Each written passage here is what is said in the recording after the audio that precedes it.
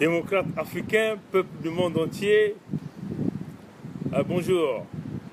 Nous allons rapidement vous parler de donner quelques nouvelles et parler des élections législatives au Congo-Brazzaville et éventuellement le fameux plan que tous les Congolais sont en train de nous parler. Le plan qui consiste à essayer de pistonner Kiki selon le plan préparé par son père, le criminel Sassou Nguesso. Bon, comme vous savez, au niveau du Parti congolais du travail, il y a plusieurs changements qui sont en train de s'effectuer. Bon, les tout premiers, soit les deux plans que les Congolais parlent, soit on va essayer de créer une certaine mafia au sein du Parti congolais du travail afin de ramener Kiki comme le président du parti. Et donc, s'il devient président du parti, cela signifie qu'il sera donc le seul candidat aux prochaines élections présidentielles qui viendront au Congo-Brazzaville. Mais non, si jamais ils échouaient sur ce plan, si jamais les gourous du Parti congolais du travail s'opposent carrément, donc ils vont procéder au deuxième plan. Mais nous voyons beaucoup plus le deuxième plan qui peut fonctionner. Le deuxième plan qui peut fonctionner, éventuellement, c'est celui des élections législatives, puisque nous savons que plusieurs candidats du Parti congolais du travail sont en train de se faire exclure sur la liste. Ils sont en train de positionner plusieurs jeunes revenant deux fois des pays européens ou encore de plusieurs pays ou encore des jeunes qui sont même à l'intérieur du Congo. Hein. Donc, en fin de compte, c'est une façon comme d'habitude, comme nous savons que les députés sont nommés au Congo-Brazzaville, une liste est en train de se faire peaufiner, une liste Kiki et son père sont en train de préparer, afin de préparer, si vous voulez, un bloc des parlementaires qui sera à 100% lié au Parti congolais du travail. Donc, cela veut dire que quand tout ce monde-là seront élus, parce que déjà nous avions vu des urnes hermétiquement fermées, comme d'habitude, le chien aboie, la caravane continue à passer, les Congolais parlent, les Congolais ne veulent pas aller aux élections législatives à cause du fait que Sassou est illégitime et illégal. Tout le monde le dit, tous les opposants le disent, mais comme d'habitude, Sassou n'écoute pas, il continue d'avancer et en même temps, le pays est en train de s'enfoncer dans le chaos. Donc, le plan, certainement, ils iront aux élections. Les députés du Parti congolais du travail seront majoritaires puisqu'ils détiennent tous les moyens du pays. Pour être député, il faut payer les frais de 1 500 000 francs CFA qui, au départ, étaient à 100 000, vous voyez, 100 000 francs CFA. Mais ils ont resserré ce côté. Et donc, ceux qui ont nos moyens, ce sont ceux du Parti congolais du travail parce qu'ils gèrent le trésor public congolais.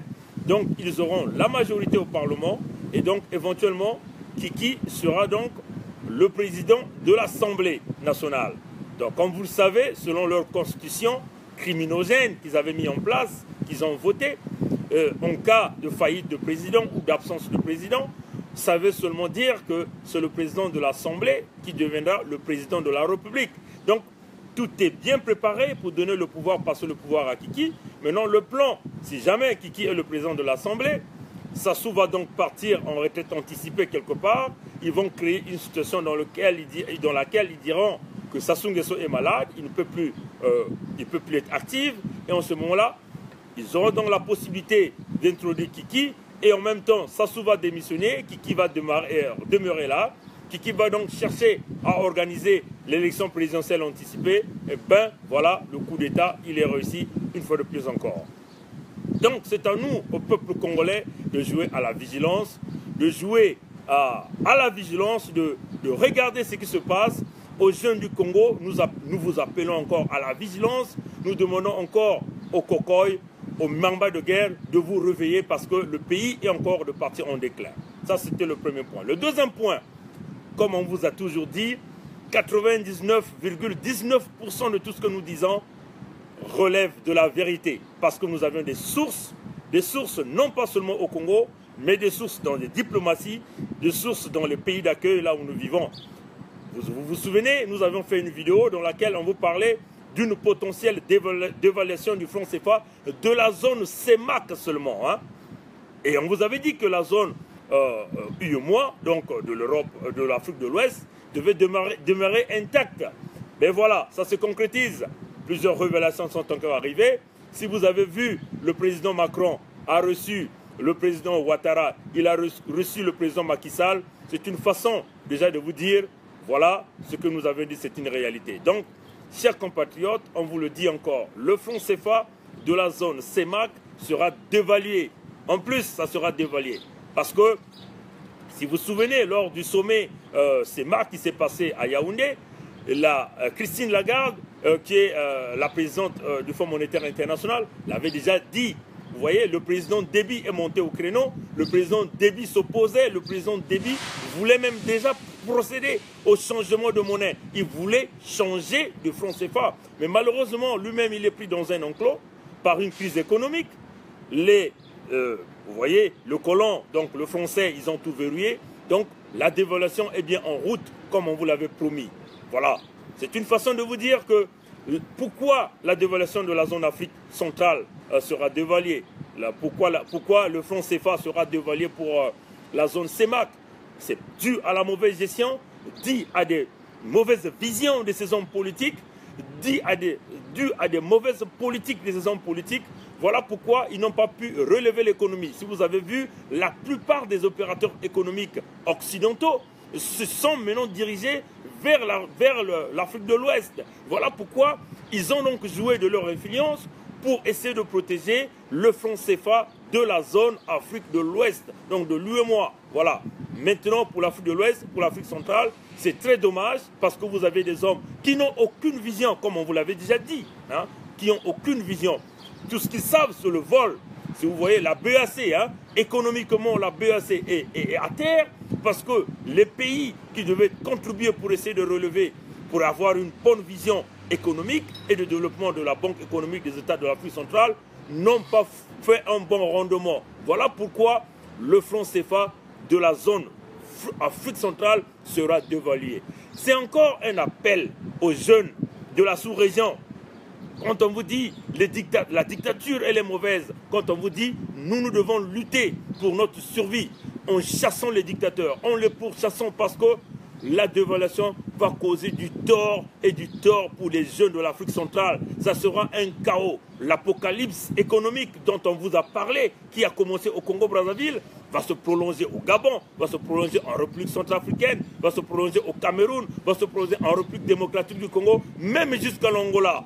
Voilà pourquoi on vous dit, jeunes Africains d'Afrique centrale, nous devons nous lever tous comme un bloc, un seul homme, pour chasser la dictature.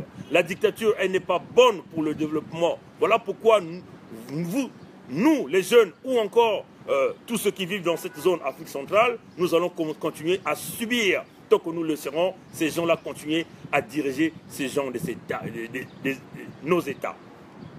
Je vais terminer rapidement sur cette fameuse organisation, l'Organisation internationale de la francophonie. Quelle honte, nous ne savons même pas ce rôle de cette organisation. Aujourd'hui, j'ai mis sur mon mur, il y a même d'autres Congolais aussi qui ont publié. Vous voyez, la secrétaire générale est en train d'effectuer des dépenses exponentielles, non expliquées, que personne n'est capable de se poser des questions. Nous nous demandons, c'est quoi vraiment le rôle de cette organisation?